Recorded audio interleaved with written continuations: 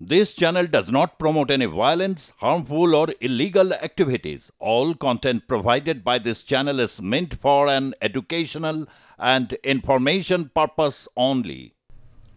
ভারতে বসে চক্রান্ত করছে শেখ হাসিনা। হাসিনার মতোই দিল্লিতে পালিয়েছেন 1 লক্ষের বেশি আওয়ামী লীগ নেতা কর্মী। গোপন আস্তানায় লুকিয়ে আছে তারা। অনেককে গুম করে দেওয়া হয়েছে হাসিনার আমলে। ঈদের একটি অনুষ্ঠান থেকে বিস্ফোরক দাবি করলেন বাংলাদেশের অন্তর্বর্তী সরকারের তথ্য উপদেষ্টা মাহফুজ আলম।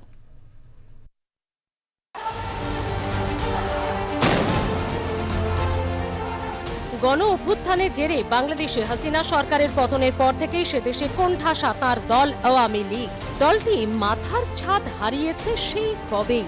নয়াদিল্লিতে বসে অডিও বার্তায় দলকে বিভিন্ন পরামর্শ দিয়েছেন প্রাক্তন প্রধানমন্ত্রী শেখ হাসিনা। তবে কিভাবে আওয়ামী লীগকে পুনর্গঠিত করা হবে তা নিয়ে এখনো সবুজ সংকেত দেননি তিনি। ইউনূসের বাহিনীর তরফে এই দলকে কখনো জঙ্গি গোষ্ঠীর আখ্যা দেওয়া হয়েছে, কখনো বলা হয়েছে নানান ষড়যন্ত্রে লিপ্ত এই দল। এসবের মাঝে ফের এই দলকে নিয়ে বিস্ফোরক দাবি উঠে এলো বাংলাদেশের অন্তর্বর্তী সরকারের তথ্য উপদেষ্টা মাহফুজ আলমের কণ্ঠে। হাসিনা সরকারের বিরুদ্ধে আন্দোলনের অন্যতম মুখ মাহফুজ।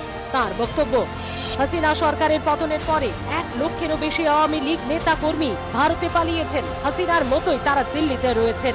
তেজগাঁওয়ে মানবাধিকার সংগঠন আয়োজিত ঈদের এক অনুষ্ঠানে শেখ হাসিনার আমলে নিখোঁজ বা নিহত ব্যক্তিদের পরিবারের সদস্যদের উপস্থিতিতে এই মন্তব্য করেন মাহফুজ। ষড়যন্ত্র করার চেষ্টা করছে এবং ভারত খুবই আনফরচুনেটলি এই হাসিনা এবং তার যে সন্ত্রাসী বাহিনী ওদেরকে আশ্রয় দিচ্ছে। আমরা শুনতে পেয়েছি কয়েক লাখের কাছাকাছি আওয়ামী লীগের সন্ত্রাসীরা ভারতে আশ্রয় নিয়েছে। তাদের যদি মর্যাদা যদি আমাদের প্রতিবেশী রাষ্ট্র না দেয়, আমরা মনে করি এটা আমাদের জন্য খুবই দুর্ভাগ্যজনক। আওয়ামী লীগ শুধুমাত্র বাংলাদেশের জনগণের শত্রু। এই ভিন্ন এর কোনো পরিচয় নেই। এটা কোনো রাজনৈতিক দল না, এটা একটা মাফিয়া গোষ্ঠী ছিল, যে মাফিয়া গোষ্ঠীর প্রধান ছিল শেখ হাসিনা। শেখ হাসিনার সমালোচনা করে মাহফুজ বলেন, তার বাবা মায়ের হত্যার প্রতিশোধ নিতে তিনি লোকজনকে বলপূর্বক গুম করে হত্যা করেছেন। আওয়ামী লীগ বাংলাদেশের শত্রু, এদের আর কোনো পরিচয় নেই। আওয়ামী লীগ কোনো রাজনৈতিক দল নয়, এটা মাফিয়া গোষ্ঠী। কিন্তু খুবই দুর্ভাগ্যবশত ভারত এখনো হাসিনা ও তার সন্ত্রাসী বাহিনীকে আশ্রয় দিচ্ছে। তাদেরকে এদেশে রাজনীতি করতে দেওয়া হবে না। অনেক সময় সতর্কতা দিয়েছে, কিন্তু আমরা মনে করি যে আমরা যদি দেখি যে আসলে আলোচনা এবং সতর্কতার মাধ্যমে সমাধান হচ্ছে না, তাহলে আমরা হার্ডলাইনে যাব এবং সেটা খুব শীঘ্রই যাব।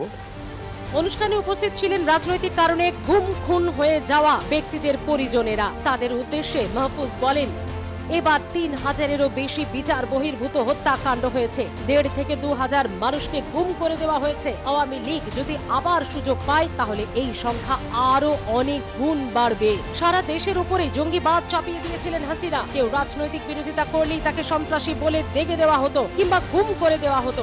বিরোধী মতের অনেক মানুষকে গুম করে ভারতের জেলে পাচার করা হতো।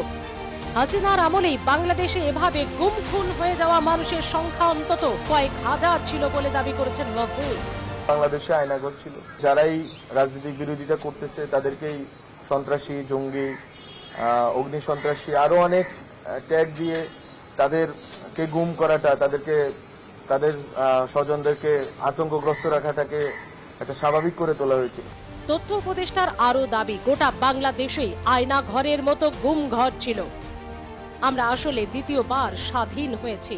গুম খুনের নেপথ্যে থাকা সকলকে বর্তমান সরকারের আমলে বিচারের আওতায় আনা হবে বলে জানিয়েছেন তিনি। গুমের সঠিক কোনো হিসেব নেই, তবে বিদেশ মন্ত্রকের সহায়তায় এই সংক্রান্ত তালিকা তৈরি করা হয়েছে। বিএনপি, জামাত সহ ভিন্ন মতাদর্শের সবাই শেখ হাসিনার ভিকটিম ছিল। শেখ হাসিনা এখনো ভারতে বসে চক্রান্ত করছে। বিগত সরকারের সময় গুম খুন রাজনৈতিক সিদ্ধান্তে হয়েছিল।